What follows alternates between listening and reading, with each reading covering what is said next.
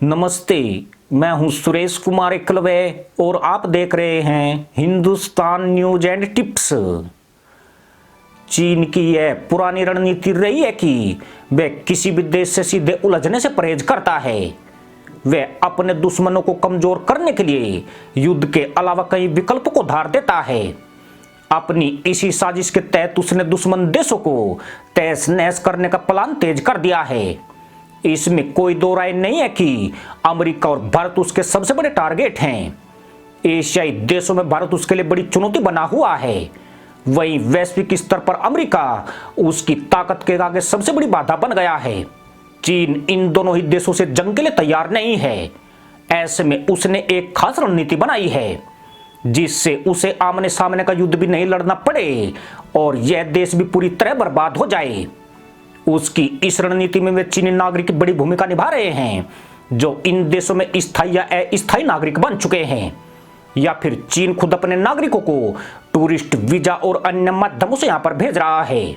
जहां तक भारत की बात है तो वह पाकिस्तान से देश में आने वाले लोगों की कड़ी निगरानी करता है।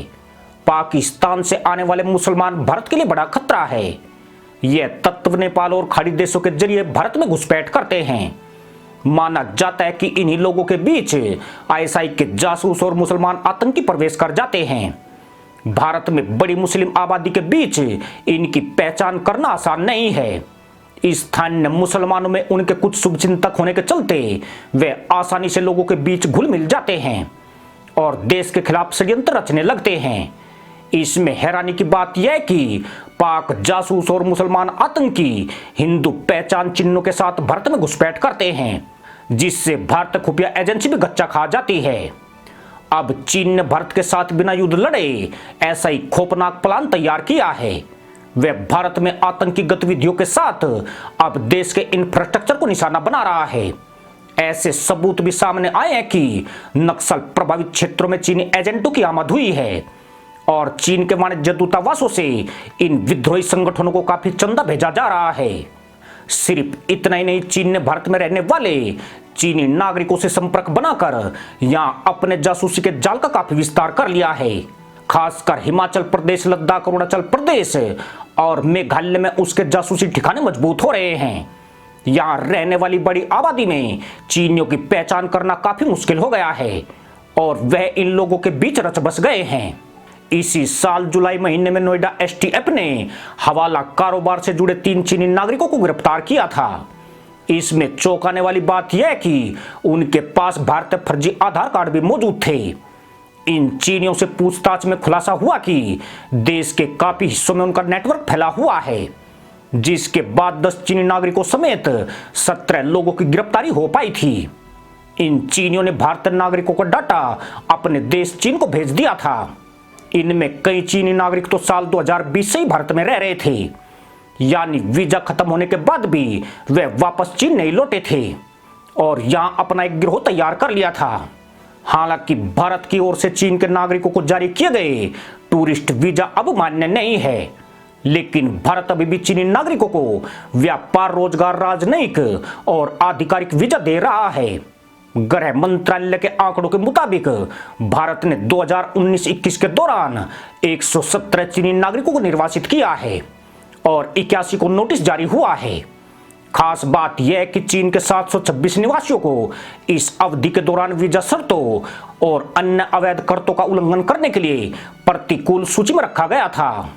दरअसल सरकार ऐसे चीनी नागरिकों का रिकॉर्ड रखती है जो वैध वीजा यात्रा दस्तावेजों के साथ प्रवेश करते हैं, लेकिन जो गैर कानूनी तरीके से घुसपैठ करते हैं उन्हें ढूंढ पाना बहुत ही कठिन और सिर ढूंढने वाला काम है।